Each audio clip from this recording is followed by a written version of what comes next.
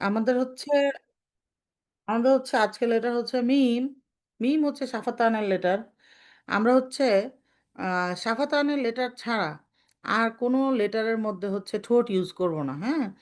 তার মানে মিমের জন্য আমাদের ঠোঁট ইউজ করতে হবে। তো মিমের জন্য ঠোঁট ইউজ করা মাখরাজটা হচ্ছে কি ইনার সাইডে। মি মি মি, এরকম জাস্ট দুইটা ঠোঁট লাগবে, সেখান থেকে মি খুলে যাবে মাখরাজটা, হ্যাঁ। তো আমরা যদি খুব প্রেসার দিই, এই যে আউটার সাইডটা যদি লাগাই মি, তাহলে এটা মি সাউন্ড হবে, হ্যাঁ। বাইরের মানে ওয়েট ইয়া ড্রাই পার্ট যদি লাগাই, তাহলে সাউন্ডটা কি হয়ে যাবে, টেম্পার্ড হয়ে যাবে। শুধুমাত্র দুইটা ঠোঁট একটা একটার সাথে লাগবে, মি মি মি, by closing the lips on one another. মানে একটা একটার উপর জাস্ট মুখ বন্ধ করে রাখলে আমাদের যেই পজিশন থাকবে, সেখান থেকে জাস্ট আলাদা হয়ে যাওয়াটা হচ্ছে সাউন্ড করে, সেটা হচ্ছে মিম। ঠিক আছে। তো এই যে এরকম হুম, মি মি, ওয়েট পার্ট, ড্রাই পার্ট না, হ্যাঁ। তো মিমে কি আছে, আমাদের জাহার আছে। তারপরে হচ্ছে মিম হচ্ছে বাই নিয়ার লেটার, যার জন্য মিম সুকুন দিলে একটু চলবে, তারপর সিদ্ধা আসবে। ঠিক আছে। বাইনিয়া মানে কি, বাইনিয়া মানে হচ্ছে সিদ্ধাও থাকবে, আবার রখাও থাকবে। তো এই জন্য আমাদের রখোয়ার জন্য একটু চলবে, তারপর আবার সিদ্ধ এসে থামাই দিবে। আম। আর যদি রখোয়া হইতো তাহলে আর একটু বড় হইতো। আর যদি সে শুধু সিদ্ধ হইতো তাহলে থেমে যেত। তো এই জন্য আমরা দুইটার একটাও করতে পারবো না। আম, বেশি জন দিতে পারবো না, আবার কাটিং সাউন্ডও দিতে পারবো না। সো আমাকে বাইনিয়া মেনটেন করতে হবে। আম, আন, আমতা, আন, আমতা, এরকম, হ্যাঁ। তারপর বলছে ইস্তিফাল, এটার জন্য আমাদের কি হবে, জিব্বার পজিশনিং কোথায় থাকবে, রেস্টিং পজিশন থাকবে। মিম যেহেতু মানে টাঙের কোনো কাহিনী নাই এটার মধ্যে, মিম যেহেতু সাফাতানের লেটার, তো টাং কিরকম থাকবে, আমরা দেখেন টাঙের পজিশনিং একেবারে রেস্টিং, দেখছেন, একদম ফ্ল্যাট এবং রিল্যাক্স থাকবে। আপনার জিব্বাটা যদি মানে রিল্যাক্স না হয়, তাহলে কি করব, জিব্বা ভিতরে ফুলে থাকবে, দৌড়দৌড়ি করবে, মুভ করবে, তখন সাউন্ডটা বাজে বেরোবে, সাউন্ডটা হচ্ছে টেম্পার্ড বেরোবে। এই জন্য আমাদের জিব্বাকে ট্রেন করতে হবে how to rest, how to rest. আমি যেভাবে বলছি ওইটা হচ্ছে সবচেয়ে আমার মানে এখন পর্যন্ত আর কি, আমি তো ডেফিনেটলি শিখতেছি। এই জন্য আমি যে যখন যেটা শিখি সেটা আপনাদের সাথে শেয়ার শেয়ার করি। এখন যেটা শিখতেছি সেটা হচ্ছে রেস্টিং পজিশনটাকে ট্রেন করা আমাদের জিহ্বাকে। আমাদের জিহ্বা আসলে বাঙালি আমরা যারা, আমরা তো কথা বলি যখন, আমাদের হচ্ছে জিহ্বা নড়ে অনেক বেশি। অ্যারাবিকে হচ্ছে এত জিহ্বা নড়ে না, হ্যাঁ। জিহ্বাটা হচ্ছে most of the time resting থাকে। তো আপনারা হচ্ছে ট্রেন করবেন কিভাবে, আ আ দেখে দেখে, আয়না দেখে, যে আপনার জিহ্বাটা নিচের দাঁতের গোড়ায় লেগে আছে এবং রেস্টিং আছে, কোনো মুভ করতেছে না। এরকম করে দেখে দেখে আমরা হচ্ছে কি ট্রেন করব জিহ্বাকে। হ্যাঁ, হ্যাঁ বলার সময় দেখবেন কি জিহ্বা নড়তেছে। আমার যেটা হইতো যে হ্যাঁ বলার সময় পেছন দিকে জিহ্বা চলে যেত, তারপরে মনে করেন খ বলার সময় পিছন দিকে চলে যেত। তো এরকম পেছন দিকে চলে যাবে না, জিহ্বা রেস্টিং থাকবে। হ্যাঁ, আ, আ, হা, মানে হালকের লেটারে তো জিহ্বার কোনো কাজ নাই, তাই না। তো জিহ্বাটাকে কি করতে হবে, রেস্টিং রাখতে হবে। যত এটা ট্রেন করতে হবে, এটা এমন বললেন না কেউ যে আমার হয় না। হয় না মানে আপনার ট্রেনিংটা ঠিক মতো হয় না। যদি ট্রেনিংটা ঠিক মতো করতে পারেন তাহলে চলে আসবে, হ্যাঁ। আমি যেটা বারবার বলছি, যে মেকানিজমটা যদি আমরা একবার শিখে যাই, তাহলে এটা আমাদের জন্য ইজি, যে কোনো লেটার উচ্চারণ করা ইজি। সো আপনারা মেকানিজমটা শিখার ট্রাই করেন। আমি মেকানিজমটা আমি যেভাবে শাইখাদের কাছ থেকে শিখছি, আমি চেষ্টা করি আপনাদের মাঝে মানে উপস্থাপন করতে। আমি জানি না কতটুকু উপস্থাপন করতে পারি। তো এরপরে হচ্ছে ইনফিতাহ, এ তো বুঝতে পারতেছি নর্মাল আর কি, রিল্যাক্স থাকবে। ইদলাক সহজভাবে উৎপন্ন হবে। আর গুন্না, গুন্নার জন্য হচ্ছে ওই যে বললাম নাকে যাবে একটু, আন, আমতা, এরকম না যে সেজন্য আমরা আন এরকম অনেকক্ষণ থাকবো না। গুন্না কেন, গুন্না কারণ হচ্ছে কি, মুখটা যেহেতু বন্ধ থাকে, সো সাউন্ডটা কিছুটা নাক দিয়ে বেরোবে, আম, হ্যাঁ। আবার সেজন্য মুতাহারিক লেটারের মধ্যে কেউ মা এরকম বলেন না। মুতাহারিক লেটারে মিম ফাতহা মা, আ, এটা সহজ। আবার মাদের সময় মা, হালকে, হালক বলতেছি, মিমের মাদ কখনো নাকে যাবে না, মা, না না, মা আপনার হচ্ছে আসলো। হ্যাঁ, মুতাহারিক বলার সাথে সাথে আপনার কি হলো, আমাদেরকে শাইখারা বলতো কি, কাম আউট ফ্রম গুন্না। মিম ফাথা বলার সময়, মা শুরু করার সময় আপনার গুন্না হচ্ছে, কিন্তু মিম ফাথা বলার সাথে সাথে আপনার গুন্না থেকে বের হয়ে আসতে হবে। মা, মা, ওকে, এটা আমার নাকে।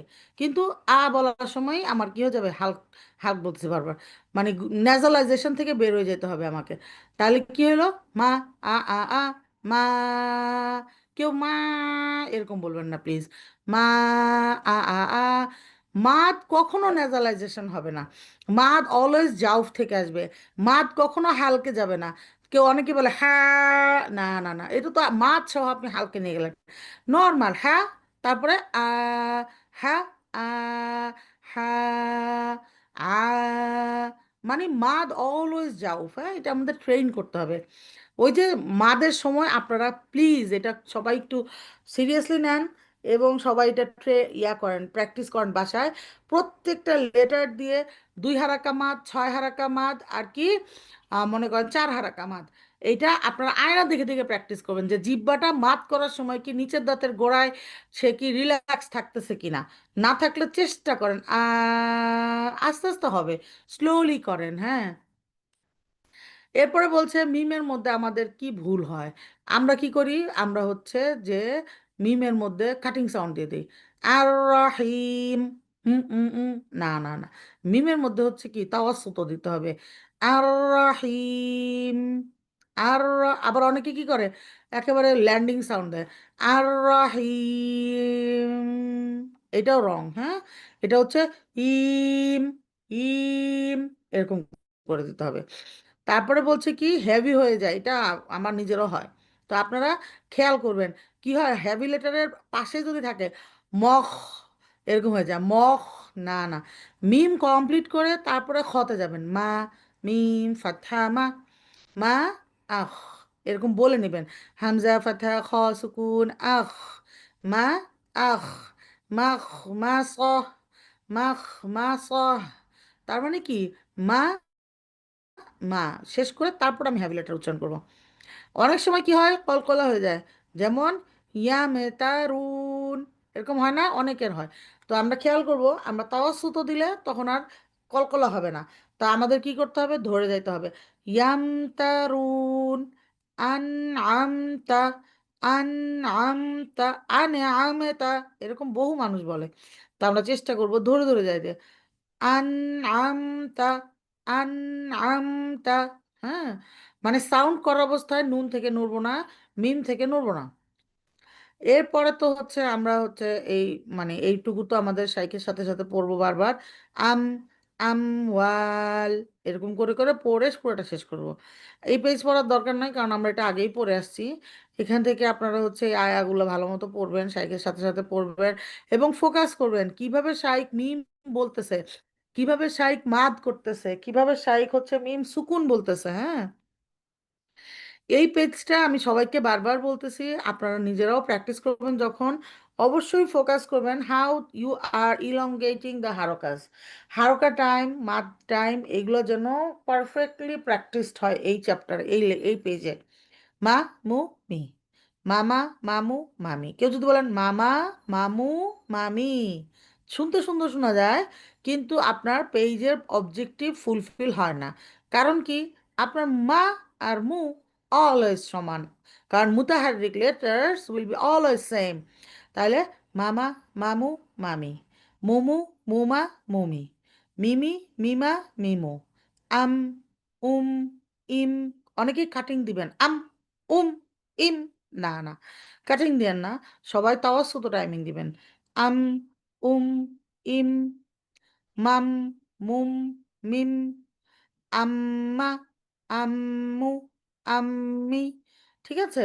অনেকে বলবে আম্মা, মা, রেজ করে দেন সাউন্ড, রেজ করবেন না, মিম ফাথামা, আম্মা, আম্মু, আম্মি, হুম। তো এরকম করে আমরা হচ্ছে ফাথা কাসরা দম্মা দিয়ে বারবার প্র্যাকটিস করবো এবং রেকর্ড করব, যেটা আমি বারবার বলি, এটা মানে বারবার বলতে বলতে এটা আসলে অনেকটা বুঝতেছি না যে কারো মাথায় ঢুকতেছে না।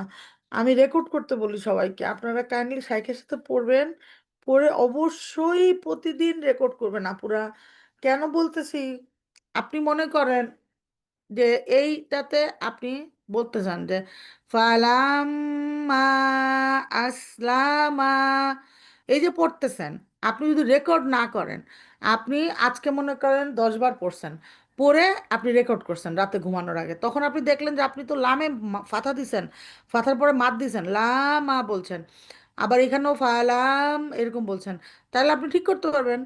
আর আপনি যদি রেকর্ড না করেন, সারা সপ্তাহ 10 বার করে এই একই জিনিস পড়ে যান, তাহলে সারা সপ্তাহে 60 বার আপনি এই ভুলটা পড়বেন এবং টেরও পাবেন না যে আপনি ভুল পড়তেছেন।